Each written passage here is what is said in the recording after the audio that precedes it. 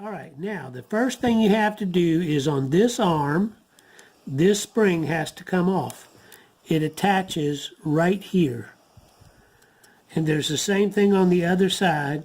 This arm has a knob here that this spring end attaches to. So you have to take those off first. Then to get these screws out, you'll notice there's a screw here that what I'm doing is using my little screwdriver to hold the slide out of the way to get that screw off. Then the other screw is easily gotten out second. With both these screws going this side and the other side, we're going to lift this assembly slightly and slide it towards the front of the carriage in order to get it loose. Now notice in the back here, let me lift this up. This spring stays attached. That's the easy way. But there's a little part of that spring, see it right there? It's a little tail that sticks out and it goes over the top of this slide.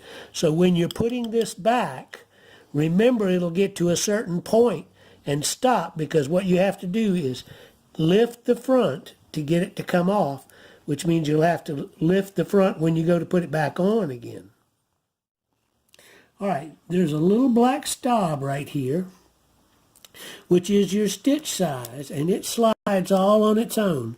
So it's going to slide all the way up to the post for the dial. But now this won't come off because, again, we've left this spring on and it's hitting that post. So you got to lift, and now the button assembly is off. All right, these are my two center buttons. What our friend has asked about is that there's a piece sticking up, just like my screwdriver's doing right in there. This is that piece. You can see it. All right? And it makes it look like the two things are one unit. That's right. This sits, when it's assembled, it really does look that way. It sits right in there. Now, let's flip it over to what you cannot see.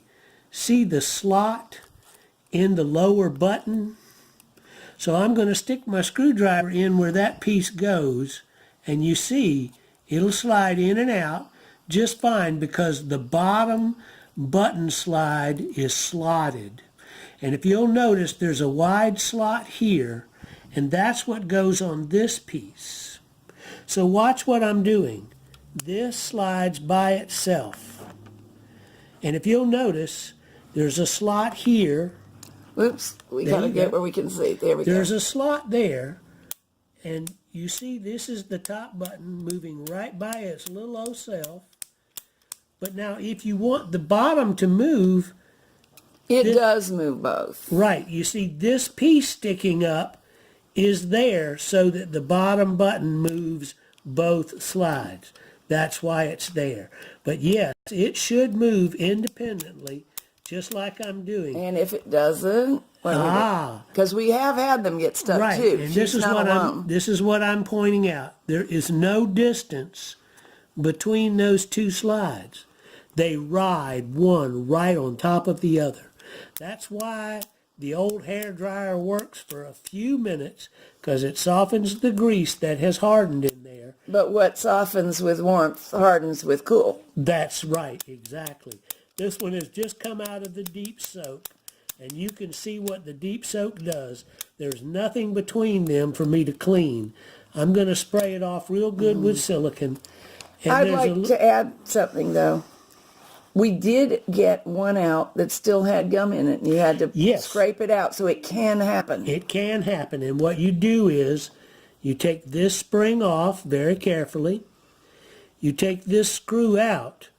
This is what they call a posted screw, so it screws down tight into the plate, but the top portion of it has no threads and is slightly wider than the threaded portion, and that is the activator for these. Now you'll notice springs that need to come off on either side, springs that'll need to come off and put back on again, and again springs that need to come off. And here's the tricky part. This spring is attached to the bottom slide and has to be taken off if you separate the bottom. So if you get the top slide off, you'll be able to look at the bottom of it, see if it needs any manual cleaning, look at the top of the bottom slide, and see if it needs any manual cleaning, then reassemble. All right, what I've done is I've pushed the top button slide forward, but you'll notice these guys have plenty of room. So they're not as likely to be the source of the gummed upness. No. What'll happen here is if you push a button in and it doesn't have its spring and plastic on there, it'll actually slide to one side and get stuck inside. But clearing will let you loosen them, and these two slots go around this center post, and they still have plenty of room. The problem is this slide, you can see it, and these two slides sit right on top of each other. They will genuinely get stuck together. Right here, this is your stitch size right here.